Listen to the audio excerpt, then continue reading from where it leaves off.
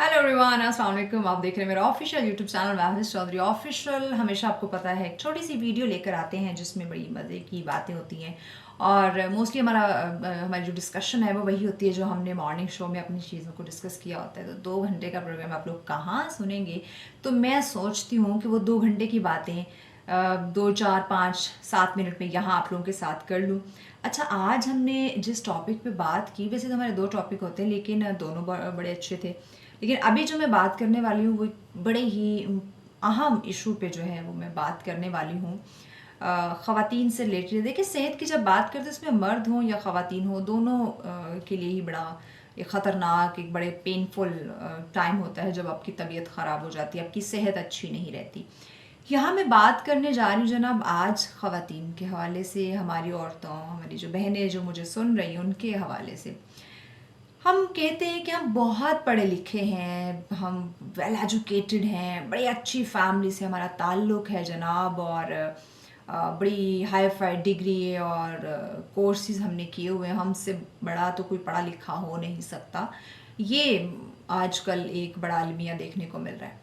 अच्छा, जब बात आती है औरत की सेहत के हवाले से, उसकी सेहत से रिलेटेड जब बात आती है, हम में से कितने ऐसे लोग हैं, चाहे हम पढ़े लिखों की बात करें या फिर जो कम पढ़े लिखे हैं या जो नहीं पढ़े लिखे उनकी बात करें, ओवरऑल मैं बात कर रही हूँ, कितने हम लोग होंगे जो शादी से पहले, मतलब जब बच्ची की शादी होने लगी है तो उससे पहले हम उस बच्ची को गायनेकोलॉजिस्ट के पास जाके उसका एक दफ़ा मुआयना करवाते हैं, चेकअप करवाते हैं। अगर कहीं कोई ऊंच नीच 19-20 कहीं ना कोई इशू आ रहा है तो हम उसे रिजॉल्व करवाएं, उसका ट्रीटमेंट करवाएं या टेस्ट करवाते हैं। कितने हम में से लोग होंगे?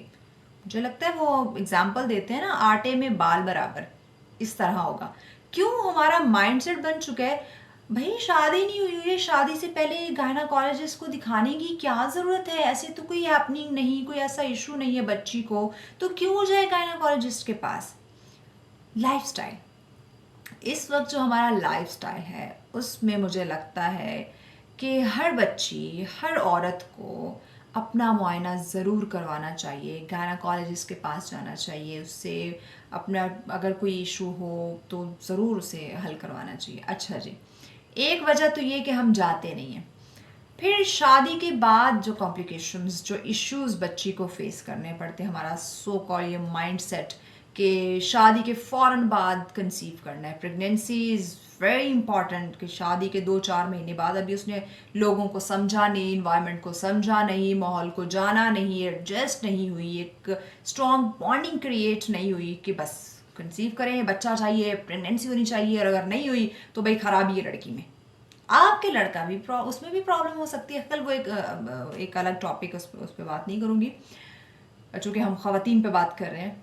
तो फिर ये प्रॉब्लम, फिर अभी वो फैमिली में एडजस्ट नहीं हुई कि फैमिली ससुराल वालों का प्रेशर बच्चे पे आ गया कि बच्चा क्यों नहीं हो पा रहा जी, प्रेग्नेंट क्यों नहीं हो रही, कंसीव क्यों नहीं कर पा रही। वो एक अलग कश्मकश में पड़ जाती है, एक अलग स्ट्रेस उसके ऊपर हावी हो जाता है। तो अभी मतलब एक चीज़ उसकी कवर नहीं हुई कि दूसरी आपने उसके ऊपर डाल दी। And you know very well you all guys कि स्ट्रेस की वजह से भी प्रेगनेंसी पॉसिबल नहीं होती, और अगर होती है तो मिसकैरेज हो जाते हैं, जो कि आपको पता है आजकल ये इश्यूज भी बहुत ज़्यादा आ रहे हैं। और मिसकैरेज भी कंप्लीट जब नहीं होता तो अबॉर्शन की तरफ जाना पड़ता है, और उसके बाद फिर जो औरत को तकलीफ, और फिर जो कॉम्प्लिकेशंस, फिर जो उसकी सेहत पे इसके बुरे असरात मुरतब हो जाते हैं, वो एक अलग हिस्ट्री शुरू हो जाती है। यानी औरत की सेहत के ऊपर, उसकी ज़ात पे इतना कुछ होता है, चुपचाप सहती रहती है फैमिली के लिए, घर के लिए, अपने घर को बचाने के लिए। वजह अवेयरनेस नहीं है। हम लोग अवेयर नहीं, अपने आप को पढ़े लिखे तो हम तसव्वुर करते हैं, लेकिन हम में अवेयरनेस की कमी है।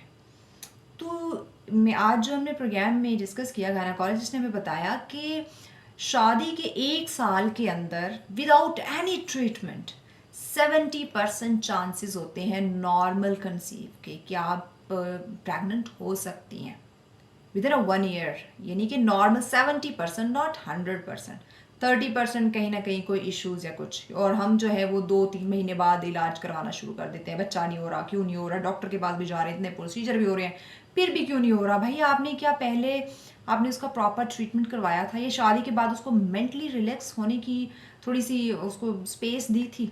जो ये सब कुछ आप, ये खुशियाँ आप जो जिसकी उम्मीद आप लगाए बैठे हैं, ये आपको मिल रही हैं। तो ये अवेयरनेस की कमी हर चीज़ के हवाले से। फिर हमारा लाइफस्टाइल ऐसा है, हमारी डाइट ऐसी है कि जो बिफोर प्रेगनेंसी या ड्यूरिंग प्रेगनेंसी या आफ्टर डिलीवरी हमें जिन चीज़ों का ख्याल रखना चाहिए, जिनको हमें, जिस डाइट को, जिस रूटीन को हमें फॉलो करना चाहिए, हम नहीं करते हैं। तो ये सारी चीज़ें मिला के कॉम्प्लिकेशंस की सूरत में सामने आती हैं। फिर ऐसी पेचीदगियाँ पैदा होती हैं, ऐसी सिचुएशन पैदा होती है कि हम अपने आप को संभाल नहीं पाते, फिर नित नई बीमारियों में मुब्तला होना शुरू हो जाते हैं। तो खुदारा ये छोटी सी वीडियो बनाने का मकसद ये था कि आप इतने पढ़े लिखे हैं, सोशल मीडिया का दौर है, किसी चीज़ की कमी नहीं है, आप क्यों अवेयर नहीं? आप घर बैठे आप डॉक्टर से रुजू कर सकते हैं, आप गायनाकोलॉजिस्ट से आप अपॉइंटमेंट ले सकते हैं। आपको वहाँ जाकर अगर इंतज़ार करने में प्रॉब्लम है तो आप पहले अपनी अपॉइंटमेंट फिक्स कर लें, आप अपने टाइम पे वहाँ पे पहुँच जाइएगा। लेकिन please please it's a request कि अपनी बच्चियों की ज़िंदगी को इस तरह ख़तरे में मत डालें। आप पहले अगर शादी होने वाली है तो खुदारा गायनाकोलॉजिस्ट के पास जाके प्रॉपर एक दफ़ा चेकअप करवा लें कि कहीं किसी किस्म, क्योंकि मेरा लाइफस्टाइल ऐसा हो चुका है ना, कुछ भी हो सकता है, 100 इश्यूज हो सकते हैं। तो शादी से पहले वो रिजॉल्व हो जाए, और अगर शादी के बाद कहीं ना कहीं कोई हैपनिंग हो रही है तो मैं ससुराल वालों से ये ज़रूर रिक्वेस्ट करूँगी कि बजाय आप बच्ची पे बोझ डालो, आप उसे टेंशन दो, स्ट्रेस दो, आप अपनी बेटी समझ के उसका ट्रीटमेंट करवाओ, उसे कंफर्ट जोन दो, रिलैक्स करो। अभी तो उसके 4 दिन शादी की इंजॉय करने के तुम लोग बच्चों में पड़ जाते हो यार। अब वो खुद को संभालेगी या बच्चों को संभालेगी, या अपनी कॉम्प्लिकेशंस को संभालेगी, अपनी सेहत को देखेगी, या आप घर वालों को देखेगी। तो ये छोटी छोटी चीज़ें मिलके ना एक, अगर आप अच्छे से कर रहे हैं तो खुशी का माहौल क्रिएट होगा, और अगर आप अच्छे से ये चीज़ें पॉजिटिव वे में नहीं कर रहे तो एक बहुत बड़ा मैस क्रिएट हो सकता है, इश्यूज, प्रॉब्लम, एक स्ट्रेसफुल इन्वायरमेंट बन सकता है। तो कोई भी ये नहीं चाहेगा। तो ये छोटी सी चीज़ थी, छोटी सी बात थी जो मैंने कहा लोगों के साथ शेयर करूँ। अगर आपको समझ आई हो तो ज़रूर इस पर अमल भी कीजिएगा और अपना फीडबैक भी दीजिएगा। Thank you.